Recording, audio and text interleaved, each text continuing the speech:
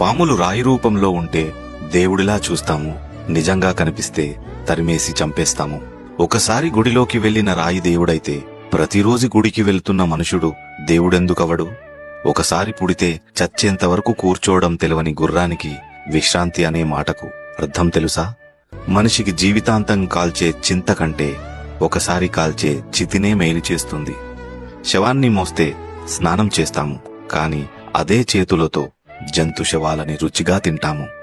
ఒక స్త్రీ తన అందాన్ని త్యాగం చేసి కొడుకుని జన్మనిస్తే అదే కొడుకు ఒక అందమైన స్త్రీ కోసం తల్లిని వదిలేస్తాడు. కూతురుకి తండ్రి రూపంలో సంతోషాలు పంచే మగాడే భర్త రూపంలో కృంగిపోయేలా చేస్తాడు. తల్లి రూపంలో ఆప్యాయత పంచిన ఆడదే ఒక మగవాడికి భార్య రూపంలో నరకం చూపిస్తుంది. కఠినంగా ఉన్న ఈ సత్యాలు నిజమని నమ్మితే లైక్ చేసి షేర్ చేయండి. మరిన్ని మంచి ఒరిజినల్ కంటెంట్ కోసం తప్పకుండా ఫాలో చేయండి.